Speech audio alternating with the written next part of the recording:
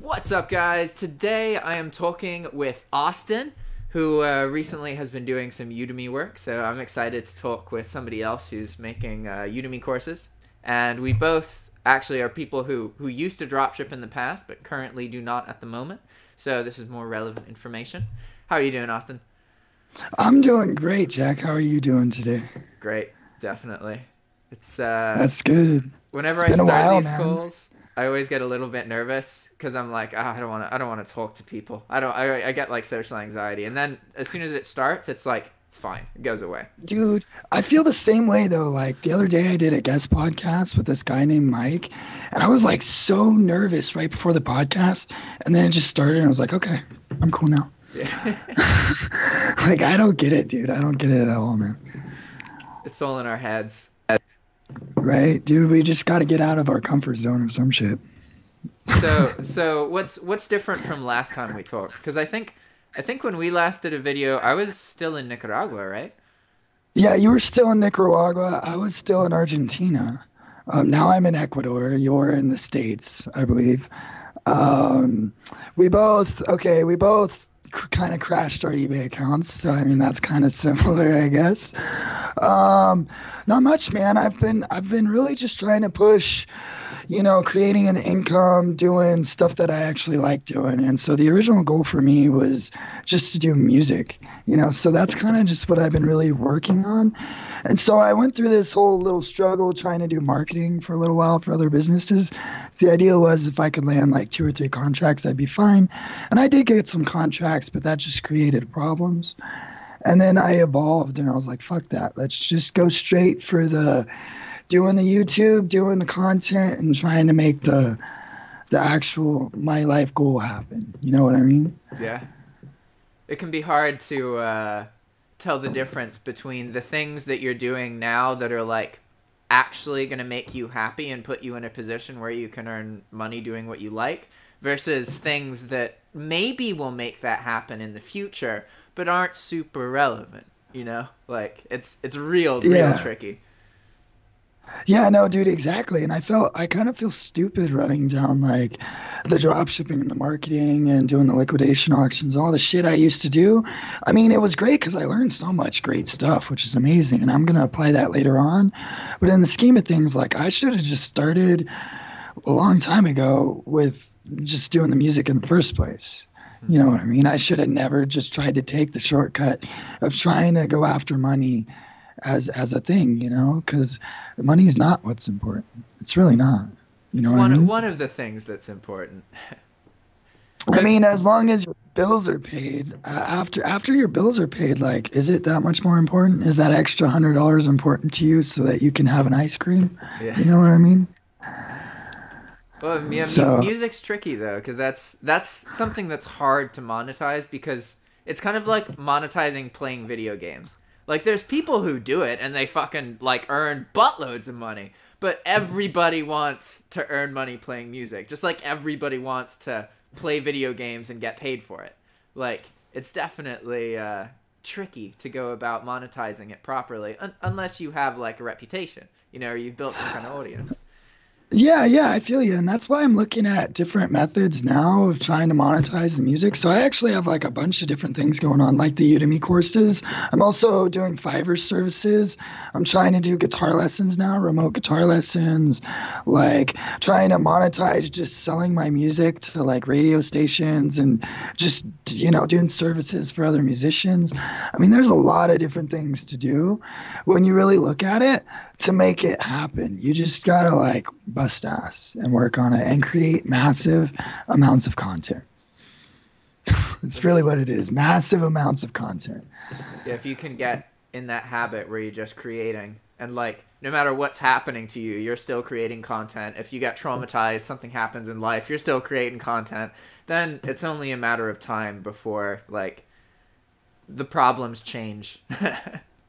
Yeah, exactly. I feel you 100%. So for you, man, how hard was it when the drop shipping like ended for you? Because like I know that was a huge income for you. Does Udemy actually pay all your bills? I mean, how well is it doing, man? Yeah, so like it's relevant to understand. So when I originally went to Nicaragua, my goal was to create a course there because I knew that the way that I dropshipped was really, really reckless. Like, I dropshipped as a publicity stunt to get noticed on YouTube, and I was very aware that I was doing that. And like, I knew that there were times where I would do things that weren't going to like I would post items without knowing if I'd be able to pay the fees, that kind of thing. So I wouldn't say that like drop shipping itself, like I earned money, but because of my like frivolous spending habits, like I wouldn't spend money on things that I don't need. But if I had an opportunity to do something that would change my life, I would pull that out of my eBay bill. Like I would, like I didn't have any money saved up or anything, and I needed to be in Nicaragua. So I dropped $1,000 on a laptop so that I could work when I was in Nicaragua. Dropped $1,000 on like plane tickets multiple times coming back and forth. That was money I hadn't earned yet. But so drop shipping for me is kind of complicated because I never relied on it for its profit. Drop shipping always played a supplementary role for me. The idea was to kind of monetize that information because I knew that for me, like, I needed stability, and I never perceived dropshipping as stable. So losing the eBay account, like, definitely wasn't ideal to me, but it allowed It's not unexpected, you know what I mean? Yeah, it's not, like, there's, if you look at the history of my YouTube videos, like, recently I was looking at it, and it was just like, you go from like, okay, bigger store, yada, yada, videos about freaking out about the bill, like every month, yada, yada, yada. Oh, I'm probably going to get banned. This happened. This means that I'm going to get banned in the future, yada, yada, banned. Like, it definitely follows a linear progression that you could predict, right? Yeah. But so I wouldn't say that, like, because earlier I focused on building other income streams. That was why I was so obsessed about the course. I was like, if I can get a course out, that means that I can be earning money off of the information, even if something happens to the account, right? Yeah. And so that was a big, big focus. And unfortunately, I took a lot of blows to my confidence because of the situation between Mark Augustine and myself. Because we were supposed to work on this course together, had kind of big expectations about it getting big, and like then that fell through, and I had to deal with all that. And now I'm like recovered.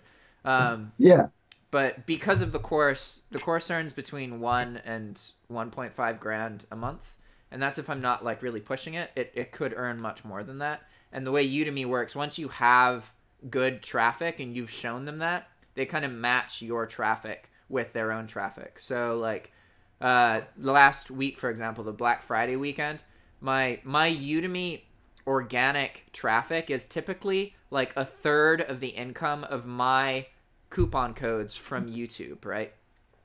Whereas for that Black Friday weekend, Udemy did some kind of pushing, and it was triple what my input was. So the amount of traffic they gave me was like 6 or 7 times higher than normal. And like it's really awesome to just be able to have this thing that exists, and like I would be in a bad situation if I had taught like if the course was about bulk dropshipping the way that I did, then I wouldn't feel good about that because I have a course that's about something that got me in trouble. But the course is an overview of dropshipping as an industry, as a whole. Yeah, and like a map. So I don't really see any contradiction in me not dropshipping and having the course, because the course isn't designed to hold somebody's hand and show them how to dropship. It's designed to like make them aware of dropshipping as an industry so that they can navigate it and figure out what they want to do. Right. Okay. So you're saying that like 1/3 of your traffic comes from YouTube then? Not 1/3. 1/3 of the income normally. So normally it's okay. I need to backtrack for a second. On Udemy, you have a course, right? The course can be bought by your traffic through something called a coupon code. The word coupon is misleading. It doesn't have to make the course cheaper. All it does is give... It's like a referral. Exactly. It is a referral link. So all that means is that when somebody signs up with your coupon code, you are getting that purchase. You get 97% of the revenue from that. Whereas if somebody signs up organically through Udemy, then you get between 20 and 50% of the sign up. right? Oh, wow. That's a huge So difference. it is. It's very huge. Effectively, 4 to 5 organic signups is equal to 1 sign up from your traffic on Udemy. Wow. So, dude. Okay. So I have more people signing up through Udemy's organic traffic, but typically you're not making as much. my YouTube traffic is more revenue. Usually it's 2/3 my own traffic by revenue, or sorry, by profit, whatever it is, and then 1/3 income from Udemy traffic, even though there's more signups through Udemy, right? However, on the Black Friday weekend, it flipped. So I had the normal amount of stuff from my YouTube stuff, but instead of there being less from Udemy, there was like double what it was. So the rate went from like 1/3 to way, way higher. And that's what happens when your course on Udemy has, so they call it social proof, which is when they can see that people are engaging with the course and using it and liking it. Then you're going to find that when Udemy does their little marketing things, you actually get included in that, and it benefits you. Yeah, that's pretty badass, man. Fuck yeah. So, I mean, you're basically making enough to be able to do anything now. So my idea was I would take the Udemy courses that I already have. I'd have like 2 or 3, the free one and then the paid one and whatever. And then I would throw it into also a ClickFunnels type of situation as well, where I would actually charge the same amount as Udemy, except for I would throw out a simple Facebook ad, like a video like, hey, what's up, guys? How would you guys like to learn about blah, blah, blah, blah, blah? Go ahead and sign up down below for your free crash course. And then hit them with the retarget ad once they sign up to actually get the paid course. And then hit them again with another retarget ad to do one-on-one lessons with me for guitar. And I was thinking that would probably work pretty well too, because then you've got your Udemy content, but then you repackage it and resell it on another platform, which like just splits the income and increases it in a way. You know what I mean? Yeah, a lot of people are like, they're like, oh, why would people buy something on Udemy when it's on YouTube? Or why would people do this? The reality is people have platforms that they just work with. There's people who only use Udemy, there's people who only use YouTube, and there's people who only use Teachable. Like, so it's in your best interest to be available on everything. Exactly. I totally agree. And so like, I was thinking too, like, I don't know, because like I don't have like as much credibility to bring in as much traffic as you do on my YouTube. Like I think I could bring in some traffic, but not quite as much as you do. So I'm thinking that I have to come up with other ways of supplementing that traffic when I first start out to be able to at least grow it the way I would like to, you know what I mean? And that's why I feel like maybe doing some Facebook and Instagram ads would probably work pretty well. Yeah, a lot of it with audience, a lot of it is about how relevant the course is to your audience. For example, like I have like 5 courses now, and like all of the money, like 98% of it comes from the dropshipping course. I have a course about making a YouTube channel and that kind of thing. And I actually like, I'm really happy with that course. I think it came out well. But that, since it's been published, has earned like $100, and it's been published like 4 months, right? That's kind of just, I want you to be aware that like, just because I have a bigger audience doesn't mean that that audience is relevant to non-dropshipping content. The reality is most of my audience is dropshipping related. So like they're useful, like, and also understand that when the course was launched, I had like 2,000 something subscribers, or 3,000. So it's been a while. It's been over a year since I launched the course, and that's given it a lot of time to grow to the point that it has. But like, because your courses are about music, so what kind of videos have you been doing on your YouTube channel? Okay, so I have the 2 YouTube channels. I've got the blog, the vlog, where in that YouTube channel, it's all about just how to make it as a musician. It was how to make it online with dropshipping, but it changed just to how to make it in music, because that's how my life changed. And then I've got the other YouTube where all I do is I push covers and tutorials on like how to play Scars by Papa Roach or something. And so that other YouTube, I push that content on. And then I'm really, really pushing content on the Instagram and the Facebook as well. My Facebook live streams are killing it right now. Like, they're really doing really well. So I feel like Facebook's going to be a really hard hitter for me. For sure. Yeah, if you feel excitement towards it, that's really like... Because numbers are just like... It's easy to get lost in numbers, especially if you're looking at other people's accounts and they're bigger or smaller or whatever. Like, the reality is, like, you got to go with where you have fuel. And it sounds like you have particular interest in, like, music, right? So that's very, very good. And then the Facebook thing, that you see some kind of activity there, that, like, means that you're probably more likely to consistently, over a period of time, engage with it and grow it. Does that make sense? Hell yeah, man. So as far as that goes, I mean, that's basically it, man. That's like the Udemy course idea. I mean, I'm a really good guitar player. I don't think I can teach vocals. So, I mean, I can go out and try to sell my music, but that's not like a super realistic idea to make rent in the next 30 days. Like, honestly, because... Right, exactly. Because my challenge right now is by the end of December, I need to make $1,000 with my music somehow, whether that's teaching guitar, doing Udemy courses, or selling my music or something. So I'm actually just doing it all. I'm like, fuck it. Let's put all my eggs in all the baskets and do it all. You know what I mean? Yeah.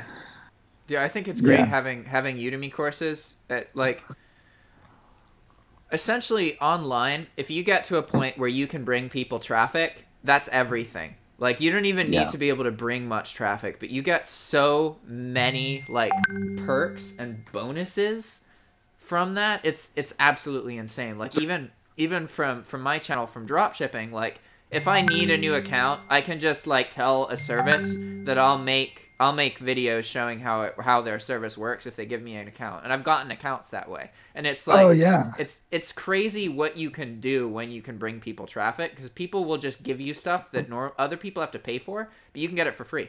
Like, and they'll benefit just by interacting with you, like having a call. You know, it's insane. And I think that it's a really good idea on your part to focus on teaching other people, because essentially that helps build your online profile, your persona. If you have courses available and you have YouTube channels and Facebook stuff, like, that makes you more recognizable, more aware, right? Which increases the chance in the future that you can make money from your actual music itself, you know, because you need to have some kind of reputation or know somebody who has a reputation to really do that. So having, like, tutoring and a course, like, I think that's awesome.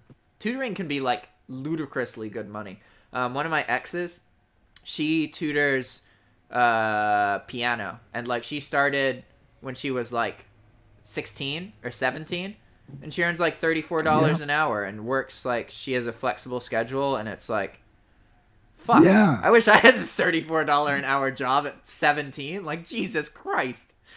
That would have changed a lot. No.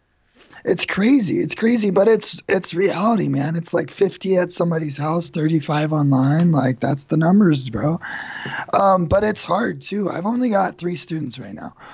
But that's pretty good considering I've only really been trying for like 2 weeks to get students. I feel like 3 students in 2 weeks is pretty good considering they're getting a lesson every week. So, I mean, that's pretty dope. Yeah, I mean, any students. That's the fucking trick with numbers, just man. Exciting. It's exciting, but if you can get one student, just imagine if you can get one student pays you, like, say 25 lessons, that's like 4 lessons a month, that's $100 a month, bro. If you can get one, I guarantee you can figure out how to get more. Yeah. You know, you can get 10, you can get 20. 10 students, man, that's 10 hours a week of work, and you're making $1,000 a month. You know, it's not that hard, really. If you look at it, it's really not that hard. The hard thing is being persistent about it. A lot of teaching is interesting because, like, most common people, let's say, they have this perspective that you have to be a master. You have to know everything to teach. But the reality is, to teach most people, you don't need to know shit. You just need to know a little bit more than most people. Because the reality is that, like, most people give up. They don't make it through that learning process. So when you work with beginners, it really is, it's like the same process. Like for me with calls I did a lot of, like, one-on-one calls with dropshippers or people who are interested in dropshipping. And it was the exact same format for every single call. Like, oh, hey, okay, look at software. All right, cool. You've looked at other software options. All right, virtual assistants, virtual assistants, virtual assistants, virtual assistants. It's really important. Have I talked to you about virtual assistants? Like, every single call, exact same format. And yet people don't get tired of that. They're just like, they're learning, you know? The reality is there are always more people interested in learning something than there are people actually doing something. Yeah, no, I totally agree. In fact, most of my students are people that played for 5 or 6 years and then dropped it. And now they really, really want to get into it this time because this time it's different. And they also have a kid and they want their kid to play music as well here soon when they turn 6 or 8 or whatever. And yeah, most of them, like, they're not genius. Okay, I've had like 2 people approach me that are like super awesome at guitar that I probably can't teach. One of them, I taught them some scales and I told them, like, all you really need to do is practice. You don't really need me. And the other dude, like, we like haven't even really had the lesson yet. Like, we're supposed to have it in a couple days, but like I'm already know that I'm gonna have to tell him, like, dude, like, you're already at the level, like, you just need to practice, bro. You don't need a teacher anymore. You know what I mean? Well, that's kind of what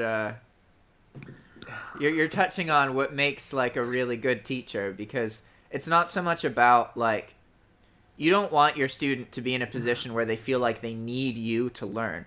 You want your student to be encouraged and show them how to teach themselves. And so, like, as a teacher, most of the time, all you're really doing is encouraging people and giving them a mechanism to be more regular and practice more often.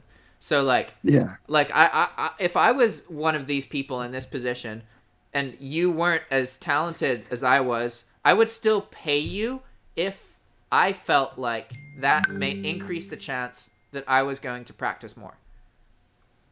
Yeah, and I feel you on that, and I completely agree. It's just not everybody sees it that way. Yeah. You know what I mean? So, I don't know. And plus, like, I don't feel like if I'm giving any decent value that's really worth my time either, you know? I would much rather have the student that is excited to learn something new than the guy where I just have to bug him to practice. You know what I mean? Maybe this is the distinction between teaching and coaching. Because coaching is all about teaching people who know how to do something that you don't, but you play a role in furthering their development that they can't do without you. Like, you know, football players, their fucking coaches aren't quarterbacks. They can't do that shit. But they make buttloads of money, and they listen to their coaches, and the coaches are a vital part of the team, even though the coach isn't as talented as the players. So, like, just keep that in mind, you know, it's like, it's relevant. Yeah, no, it is totally relevant. That does make sense, man. I definitely. So you're at the point now with your YouTube that you can start doing sponsorships. Have you thought about that, man? Sort of. I don't really like being paid for videos. I like doing videos with affiliate commission where I earn stuff if people feel like signing up. But, like, it would need to be a very particular kind of sponsor. And there's a lot of, like, most of the kind of requests that I get right now from the YouTube channel actually come from the Udemy course. Effectively, there's a whole industry of people who find cheap courses on Udemy, and then they, like, turn them around and market them to specific audiences and charge, like, $200 a pop instead of $20. So, like, that's a pretty recurring thing. I've learned more about that scene. I have no interest in that because they're just inflating the value of something that's already cheaper. But with YouTube, well, I mean, that's like drop shipping too. Sorry to interrupt, but that's like drop shipping too. If you think about it, you're just inflating the price of something else. Yeah, but I don't want, like, I want to be doing stuff that makes me feel good about my life and makes me feel fulfilled and happy. And like that doesn't, you know, there's reasons that my course is $20 because, like, even at the worst point in my life, I could have, with a couple weeks of time, I could have come up with $20 and paid for a course. Whereas, like, $200, I absolutely couldn't have afforded that at the weak points in my life. That's a really, really, really good point, honestly. Yeah, definitely. But I don't know too much about sponsorship, to be honest. Like, there are people who want to pay me to make a video, But like, I don't work with people who don't show me their faces and like let me interview them and ask them questions. So most of the people who want to pay me for a video are those kind of people. So that's one of the reasons I don't really mess with sponsorship too much. And also the nature of dropshipping work is like, it's freaking perfect because you can just like call a creator, have an affiliate link with their product, have them explain the product, and it's like, I get money from it, even though I don't completely understand how to learn it. But like through the act of learning how to use the software, I can monetize that act because it's about dropshipping. Yeah. No, I totally feel you. I think that sponsorships would be a lot cooler. Say if you were to like, I don't know, like go on a trip, you can maybe try to get your trip paid for example. Or, for example, if you found like a service that really aligns with you and helps people, I think that that's another instance that, like, because I don't mean like random people approaching you being like, I want to pay you to make this video because I have this company. But I mean like legit brands, bro, that like sponsor people. You know what I mean? I don't know, man. I think that it could really help out. It's something I want to strive for at least a little bit. But yeah, definitely as long as the product is something you support, though. For example, like I had the guy from DS Genie.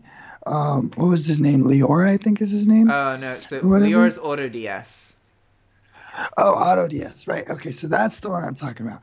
He wanted me to do a paid video on my YouTube for his product, and I tried it and I really hated it. Really, so I you told hated him Auto no. DS? Yeah, I hated it. Well, because I was trying to do kind of a bulk drop shipping for him, kind of like you. Yeah. And I was experimenting using Python with DSM Tool because DSM Tool just like lists, and Blacklister, they list better than most other listers with the templates and stuff. Yeah. And I just hated AutoDS because I tried to bulk list like 4 times on it, and it just didn't work. I was like, fuck this. I'm not going to spend time on this. You know what I mean? It's funny that you say that because AutoDS is what I consider to be the best dropshipping software. Oh, now maybe. Yeah. Now maybe. But back then when he contacted me, they were still in development stages. You know what I mean? Yeah. They still are now. So there is an error that happens sometimes where you try and bulk upload, and there's a little slider of how many products if you're using the built-in like Finder products, which are snipe listings. Yeah. But in my experience, like I would use AutoDS to post the riskier lists because it was much better about eliminating problems with like Vero and other things. So I would use AutoDS to monitor items that were like $1,000 average price between like $800 and $1,400 because the price, I had better results out of its inventory system than I did with other tools. Like I didn't really ever have any problems with like out of stock issues at all with AutoDS, which is crazy considering like. Well, that's good. It was very common. And also the creator has worked like we've done probably like 11 videos together, and he's always showed his face. Like he really cares and he keeps up to date about what other software is currently available. Yeah. And like I really like him for that reason. So like, it's just well, funny. I mean, he's a nice guy. It's just when I used the product, it didn't quite fit my needs, and in which case I was like, I'm sorry, bro. Like, I'm not gonna advertise a product that I don't really support. You know what I mean? So simple as that. But yeah, man, badass. So do you have any tips for like starting up the Udemy or anything like that? Because I'm about to drop the paid course here in a couple of days. Is there anything like hype that you would build or anything that you would try to pitch in the actual course So I can profile? summarize real quick. I just went, for those of you watching, I went to a Udemy instructor roadshow, which is where 20 instructors go, and then like you get trained how to market Udemy courses by some like really high profile people on Udemy. So I'll quickly summarize the main takeaways I had from this. There are 3. Okay. First one is all of your courses should be there. They should have 2 forms. All of your courses should have a full paid version that has never been free. Then they should also have a free demo crash course version. So if you want, you can create the crash course first and then create the paid course. Or you could create the paid course and then create the free course afterwards. Just make sure that the paid course has always been paid. Don't convert it from a free course. That's really important because of the way the analytics work. So that's the first takeaway, is make sure that you have a paid and a free crash course, okay? The one little bit of information about that crash course, Udemy has these coupon codes, right, which we talked about earlier. You are normally not allowed to share them anywhere on Udemy. Kind of makes sense, because then you would be effectively converting Udemy's traffic into your own traffic, and Udemy doesn't get any of the revenue cut. However, there are certain places where you are allowed to do this. One of these places is in the very last lecture of a course. So you can have a free course with your coupon code in the end in something called a bonus lecture. So what this does is it converts Udemy traffic into your traffic. And then that's the same as getting, like, one of your traffic signups is the same as 4 to 5 Udemy traffic signups. Yeah. So that's a really effective tool. You want to have that crash course, because then also you can market that crash course. So you can have ad campaigns for that or whatever, directing traffic towards that crash course. And then if they actually get to that last lecture, they are above 95% of the people who enroll in those courses. And then, so they're much more likely to then actually follow through and purchase your paid course. This protects your paid course from a lot of the problems with analytics, okay? So that's the main first thing, is that combination of a paid course and a free crash course. And make sure the paid course has never been free, okay? Second thing is using Facebook.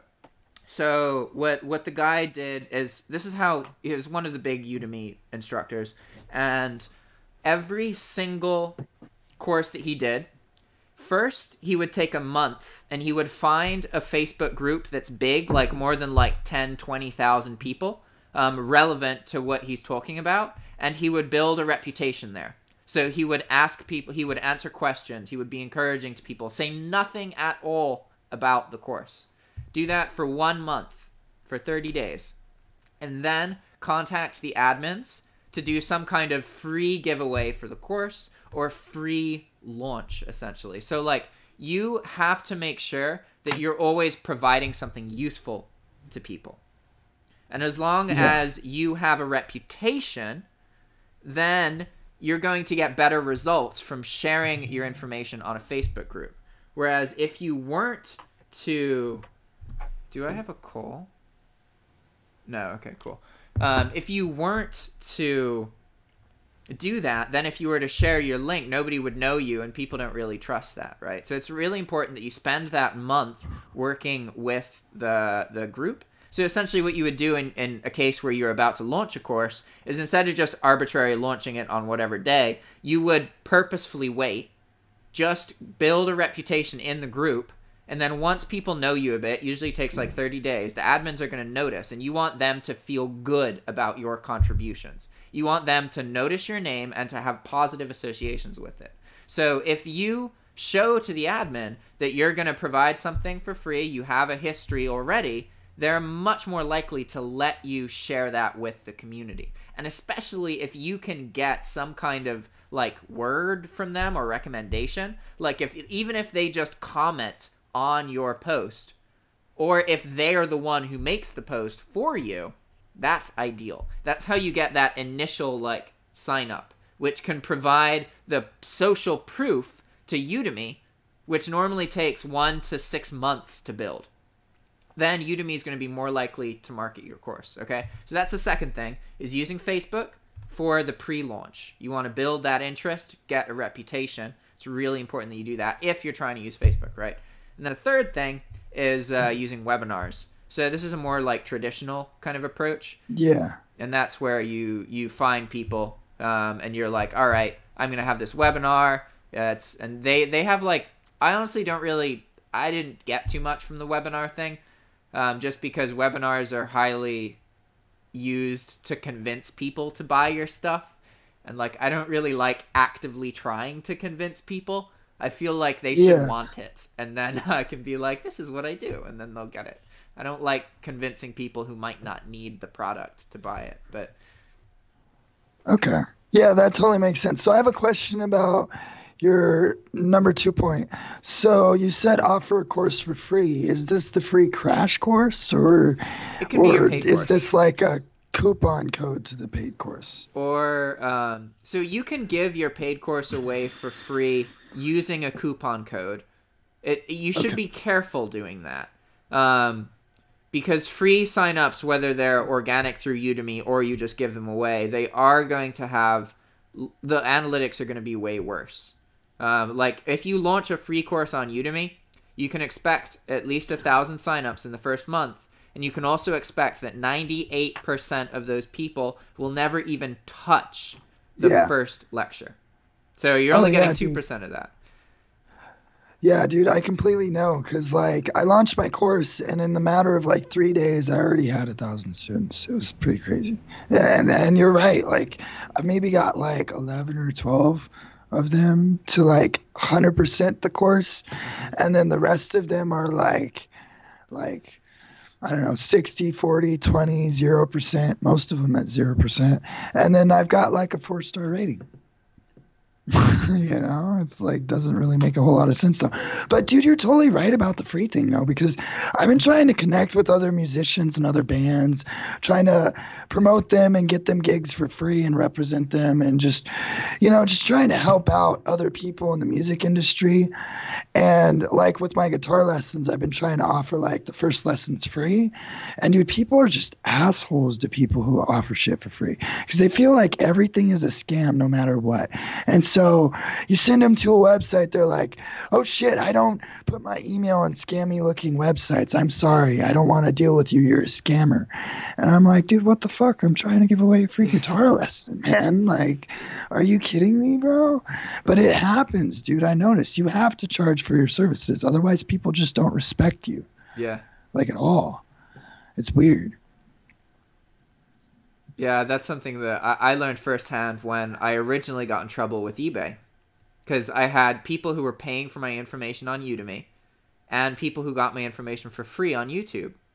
And people in my YouTube audience, some of them were really critical of me, like telling me I'm lying, yada yada, how can you teach people about eBay if you get banned?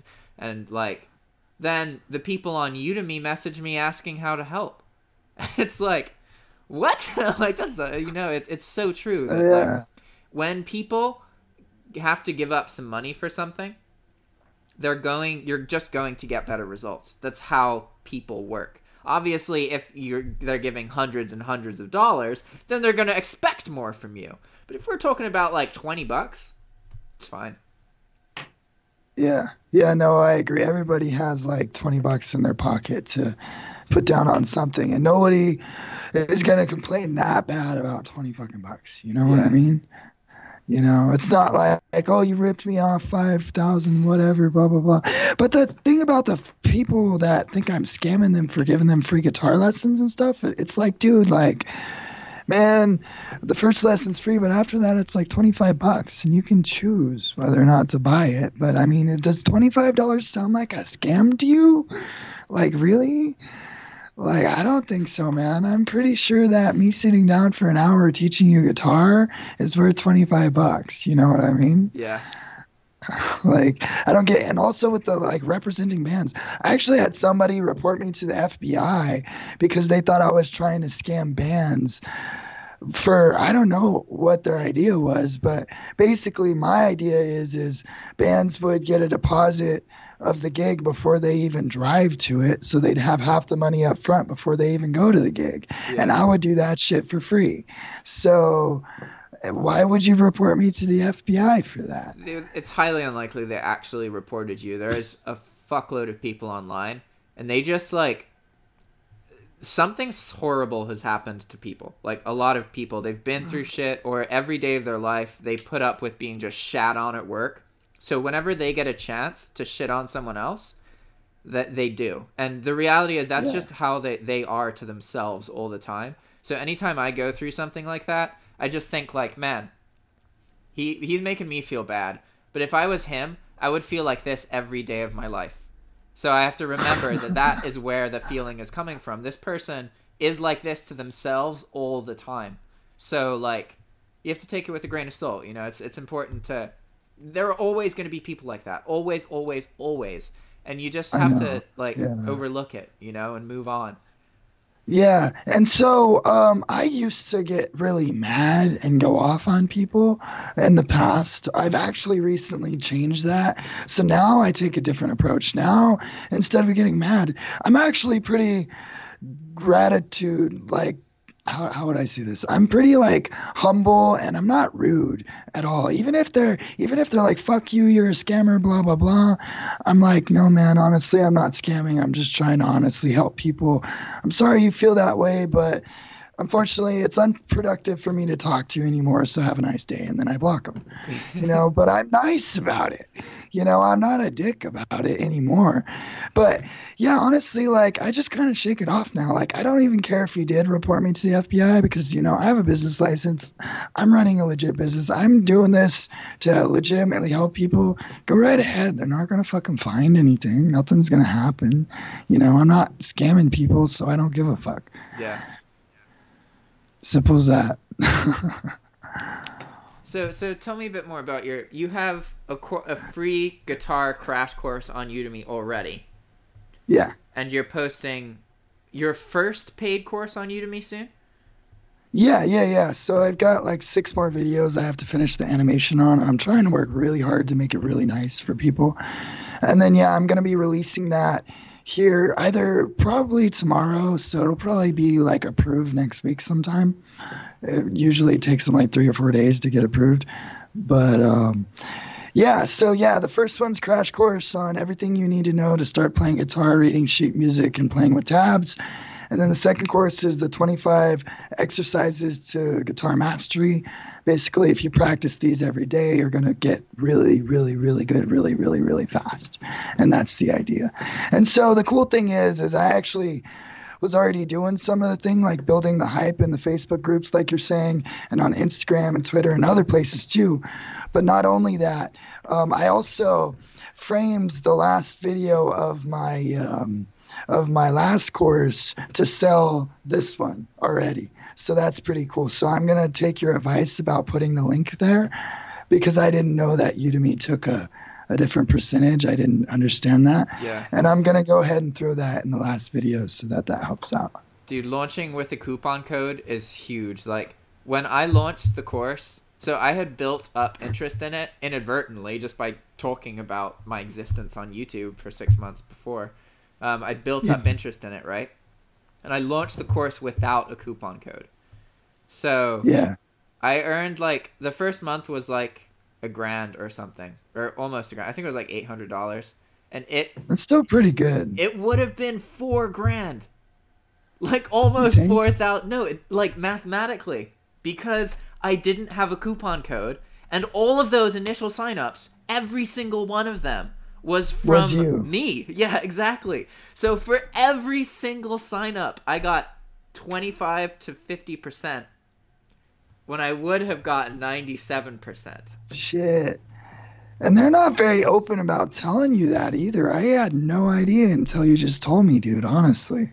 I had no idea that that's how it worked. Yeah, coupon codes are awesome. I like, if you talk to Udemy, like, you actually reach out to them. Like send them messages to their support staff. They will explain how everything works. Every interaction I've had with a Udemy representative has been quite positive. Okay. I really I feel that they're a company that actually does want to like teach people to help. Yeah. Okay. And so there's one thing I learned recently that's relevant as a Udemy instructor, and so the most common critique of Udemy is that from an instructor's point of view, you'll post your course and it's like $200 or $100 or whatever, and it never actually sells for that much. It always sells for between $10 and $20, like almost always. Yeah. So instructors get confused because they're like, what's the point in me even saying this course is $200 when that number doesn't actually mean $200? It never, ever sells for that price, right? And that's a little bit confusing to people. But it turns out that Udemy actually did try and go in that direction in the past. There was a period of time where they tried to make their courses more expensive. Yeah. And you can if you look at instructors who share their revenue reports for that period, the sales went down a lot. And what Udemy found is that there is a much bigger global marketplace for cheaper courses that cost between $10 and $20. It's just literally you make more money from a course that's $10 or $20 than you do from a course that's $100 or $200 on Udemy, at least. And so I like that. It's interesting because Udemy actually tried to go in that direction for about a year, where they were doing less sales but higher priced sales. And as a company, they decided to go the complete opposite direction. And that happened like 1 or 2 years ago. Wow. So that's just some relevant history. Yeah, I didn't know that at all, but I mean, honestly, it makes sense. I mean, now some of the economics classes that I took in university, I guess, are making a little bit more sense, because it's like the market equilibrium price, right? Because you've got your like $0 and you got your like $200, and yeah, you'll sell a few at $200, but your equilibrium price is probably around here, because that's where the most people will buy the most, and so your sales will outnumber, you know, the other sales from the expensive price. You know what I mean? Yeah. Yeah, economics, dude. So, I mean, that's probably like one of the only few things I actually learned in college that was useful. I hate to say that, but it's totally true. Yeah, how long did you stick around in college? Like, what was your college experience like? Yeah, so I stuck around for like 3.5 years, and then I got pissed off and left.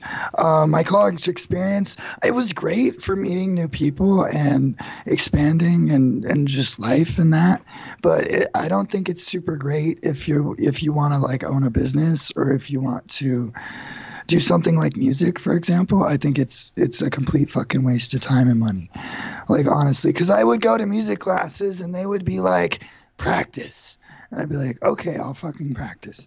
I practice, and they'll ask him, like, how do I get gigs? I don't know. I'm a teacher. I don't play gigs. Well, fuck. Okay, well then, who's going to teach me how to get gigs? Nobody. Okay, cool. Well then maybe if I switch to marketing. So I switched to marketing like 2 years in, right? And like, yeah, they were teaching me some stuff, but then it was like, all right, so I was doing liquidation auctions, and it was time for me to open a business. And I was debating on whether or not to go for a sole proprietorship or an LLC. And I had no fucking idea what would be better and why. I honestly had no idea what I was doing. And so I walked up to my business teacher and I asked him, like, hey man, I'm about to open a business. I need to know what type of business license to get. I'm trying to do this. And he told me, I don't know, I've never opened a business before. And I'm just like sitting there like, dude, like you're teaching me about LLCs and sole proprietorships, and you can't tell me which one would be the best legal structure for this type of business? Yeah, that seems pretty rudimentary. Like, dude, come on, man. Like, seriously. So I opened a sole proprietorship, which actually was the mistake. I lost money in taxes because I did that. I didn't understand that you could open an LLC in Wyoming, and then all of a sudden you don't have fucking income tax, and your sales tax is almost nothing. I didn't understand that back then. You know what I mean? Yeah. I didn't get that. And so that pissed me off. And my business was doing just about well enough back then that I was like, fuck this, I'm leaving. And I just left. It was literally like a decision. I woke up in the morning, I was like, I don't want to go to school anymore. And that was it. And I just never went back. It's kind of sad how much money people are willing to drop on an education when they're not confident at all about what they want to do. Because there's times where it's absolutely worth it. Like, definitely, college is a very good decision for some people. Yes. But for most, it's just a ludicrously expensive decision. And, like, if you take it, like, if you look at things really logistically, like, logically, and you look at the dollar spent compared to how much it changes your life. Like, say that, like, how much was your tuition? Mine ended up being about $28,000 when I got out total. Okay. So for $28,000, you can live in another country for 2.5 years luxuriously. Easy.